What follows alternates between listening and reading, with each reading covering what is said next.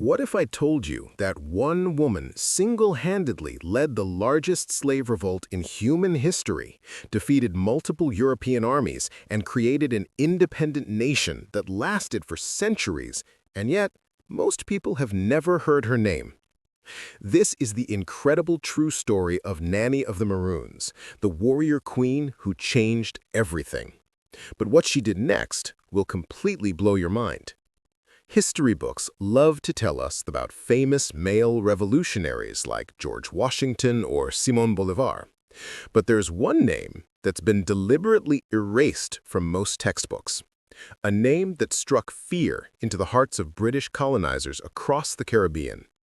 A woman who didn't just fight for freedom, she won it. And she did it in ways that will blow your mind. But here's what really shocked me when I first discovered her story. The British Empire actually paid her tribute money. Stay with me because you need to hear how this happened. The year was 1655. The British had just captured Jamaica from the Spanish, and they had big plans. They wanted to turn this tropical island into a massive sugar plantation using enslaved Africans. The conditions were absolutely brutal. We're talking about people being worked to death, families torn apart, and punishments so horrific I can barely describe them. But here's what the British didn't count on. When the Spanish fled Jamaica, they left behind hundreds of enslaved Africans who suddenly found themselves free. These people, along with others who escaped from British plantations, formed communities called Maroon settlements, high up in Jamaica's Blue Mountains.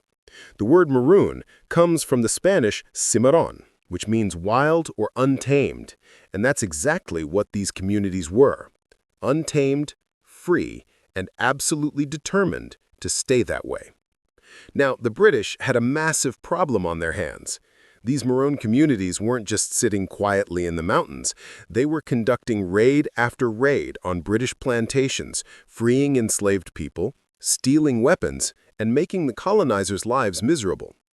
The British tried everything to stop them. They sent army after army into those mountains. They offered huge rewards for captured Maroons. They even tried to starve them out by destroying their crops. Nothing worked.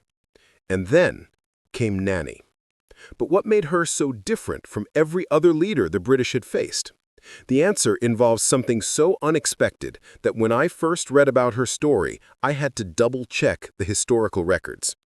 Nobody knows exactly when or where Nanny was born, but most historians believe she was born in West Africa, possibly in what is now Ghana, sometime in the late 1600s. She was likely brought to Jamaica as a child during the horrific Middle Passage. But here's where her story gets absolutely incredible. Instead of being broken by slavery, Nanny became a master strategist, a spiritual leader, and a military genius all rolled into one. She wasn't just any Maroon leader. She became the head of the Windward Maroons, the most feared and successful group of freedom fighters in the entire Caribbean. Her base was a settlement called Nanny Town, hidden deep in the Blue Mountains, in a place so remote and well fortified that the British couldn't find it for decades. Now, here's something that still gives me chills when I think about it. When I was researching this story, I realized that Nanny was probably my age when she started leading these battles. Imagine being in your 20s or 30s, having survived the trauma of slavery, and then deciding not just to escape, but to wage war against the most powerful empire in the world. The courage that took is almost impossible to comprehend. But her most shocking military innovation is still coming up. Now, you might be wondering, how could a group of escaped slaves defeat the mighty British Empire? The answer lies in Nanny's revolutionary approach to warfare. Think of it like this. If the British Army was a massive steamroller, powerful but slow and predictable, then Nanny's forces were like water. Water seems weak compared to a steamroller, but water can find every crack, every weakness, and over time, it can wear down even the strongest stone. First, she understood terrain like nobody else. The Blue Mountains of Jamaica are incredibly rugged with dense forests, steep cliffs, and hidden valleys. While British soldiers struggled to navigate this landscape in their heavy uniforms and equipment, Nanny's fighters moved through it like ghosts. She developed a network of lookout posts throughout the mountains. Using drum communications, a system that the British never figured out, her forces could coordinate attacks across vast distances. Imagine trying to fight an enemy that always knows where you are, but you never know where they are. But her tactics were even more brilliant.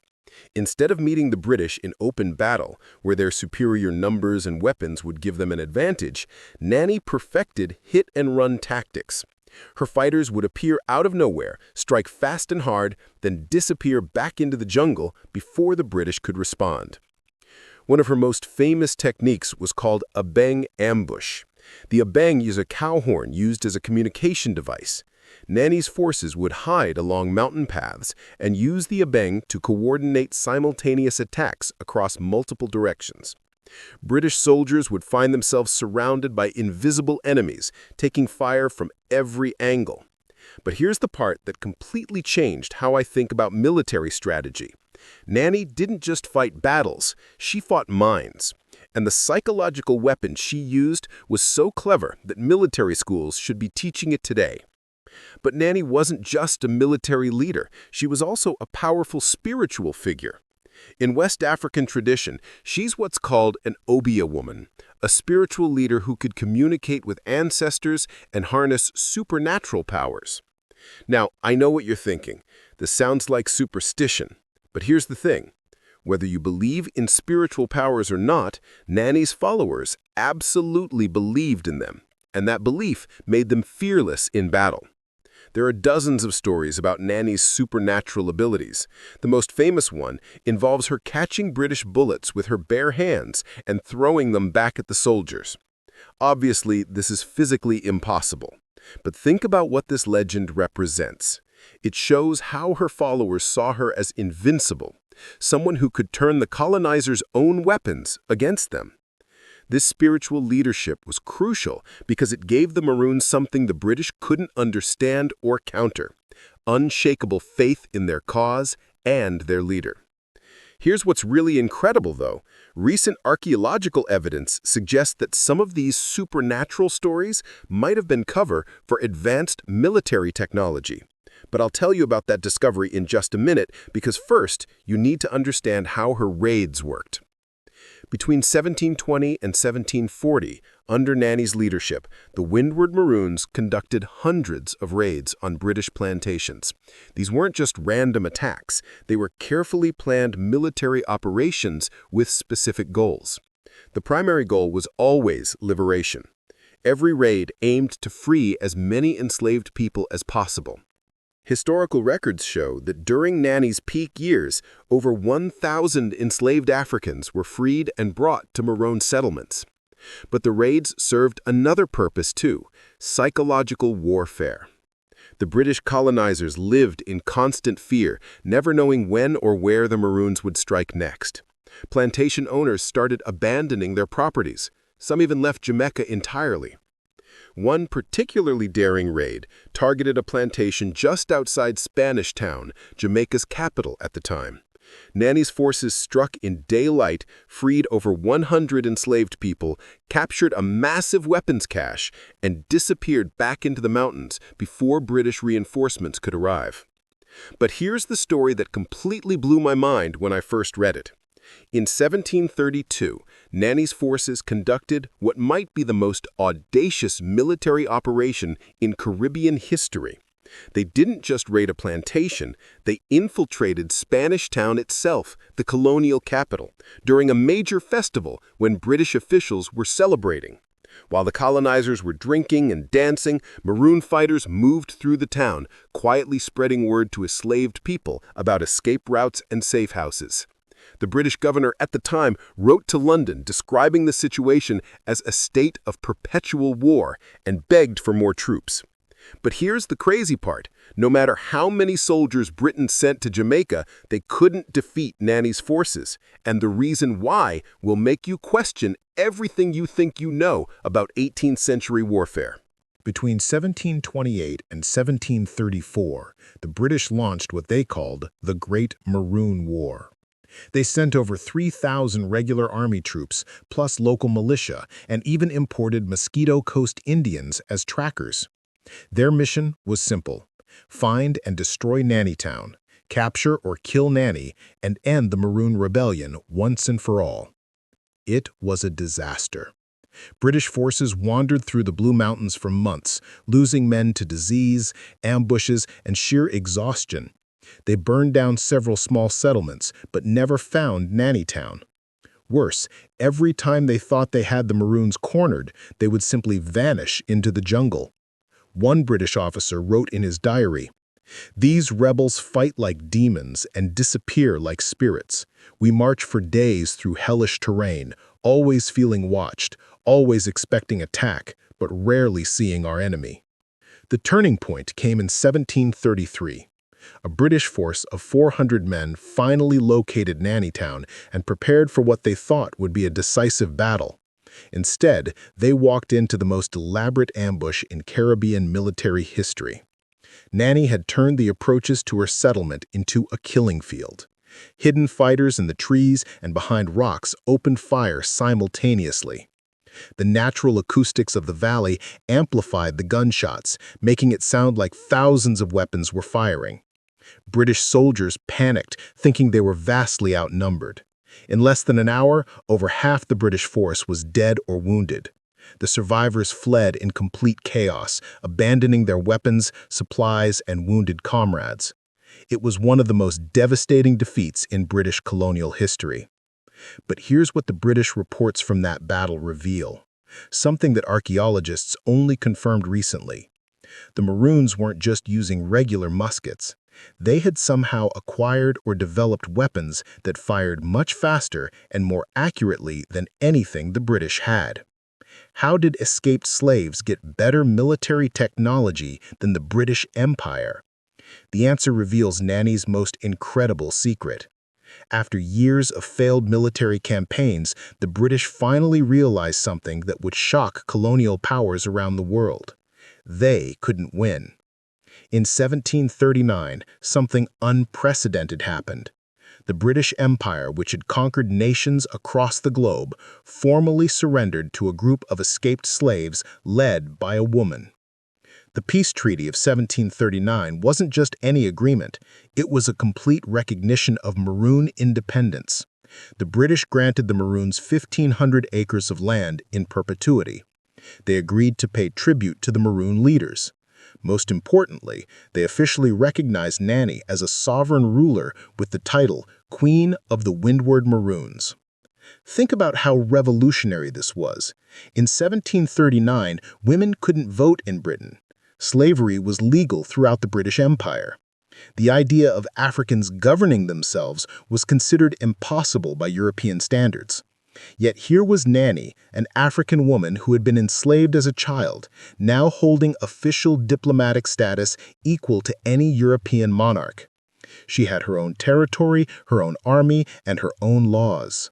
She had created what was essentially the first free black nation in the Western Hemisphere, decades before Haiti's revolution.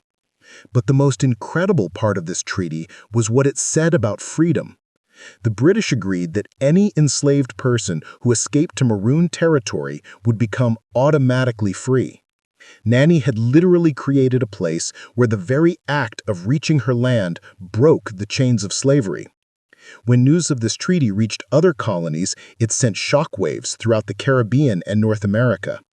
Enslaved people now knew that freedom was possible. Colonial authorities realized that their entire system was vulnerable.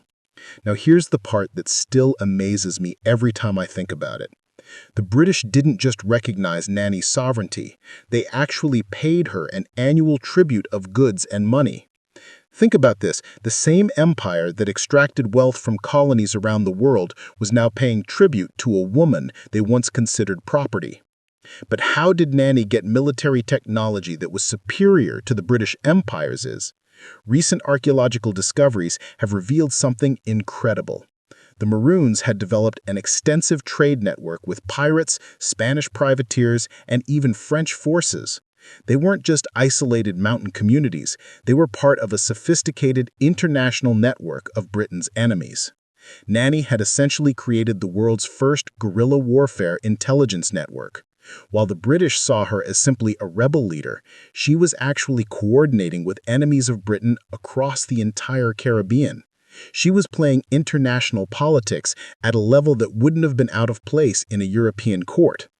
Nanny didn't just win her own freedom, she created a system that would protect African freedom in Jamaica for centuries to come. Under the terms of the 1739 treaty, Maroon communities became completely self-governing. They had their own courts, their own military, their own economic system. They were technically British subjects, but in practice they were entirely independent. This system was so effective that it lasted until Jamaica's independence in 1962. That's over 200 years of continuous African self-governance in the heart of the British Empire. The Maroon communities also became stations on what was essentially the world's first underground railroad. Escaping slaves from across Jamaica knew that if they could reach Maroon territory, they would find protection, freedom, and a new life. But here's something that most people don't realize. Nanny's influence extended far beyond Jamaica. Intelligence networks that she helped establish continued operating long after her death, supporting resistance movements throughout the Caribbean. But there's one more incredible discovery about her personal life that changes everything we thought we knew about who she really was. But who was Nanny as a person? Beyond the military genius and spiritual leader, what was she actually like? Historical accounts describe her as incredibly charismatic. British officials who negotiated with her wrote that she had a commanding presence and was remarkably intelligent and articulate. Even her enemies respected her. She was also known for her care of children. Many of the people she freed in her raids were children, and she personally ensured they received education and training in Maroon culture. She understood that the future of African freedom in Jamaica depended on raising a new generation who knew they were free. One account describes her teaching young Maroons about their African heritage, passing down stories, songs, and traditions that otherwise would have been lost to slavery. She wasn't just fighting for immediate freedom, she was preserving culture and identity for future generations. Nanny also had a practical side that modern people would recognize. She understood economics. Under her leadership, Maroon communities developed sophisticated trade networks, dealing in everything from agricultural products to crafted goods.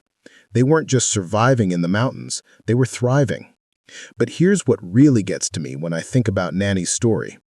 Recent research has uncovered evidence that she may have had children who were killed during her early years of captivity. Some historians believe this personal loss was what transformed her from a survivor to a revolutionary. If this is true, then every person she saved, every child she protected, was in some way her attempt to heal from a wound that never fully closed. The woman who freed over 1,000 people may have been driven by the memory of the children she couldn't save. This possibility makes her achievements even more remarkable. She didn't let personal tragedy break her. She let it fuel her determination to ensure no other parent would suffer what she had suffered. Nanny's success inspired resistance movements throughout the Caribbean and the Americas. News of the Maroon victories traveled through slave networks, giving hope to oppressed people everywhere. In Suriname, similar Maroon communities formed and successfully negotiated their own treaties with the Dutch. In Brazil, Quilombo communities drew inspiration from the Jamaican model. Even in North America, the story of Nanny influenced everything from the Underground Railroad to early abolitionist movements. But perhaps most importantly, Nanny proved that the entire system of slavery was built on a lie. Colonial powers claimed that Africans were naturally suited for bondage, that they couldn't govern themselves, that they needed European control to survive. Nanny demolished every one of these myths.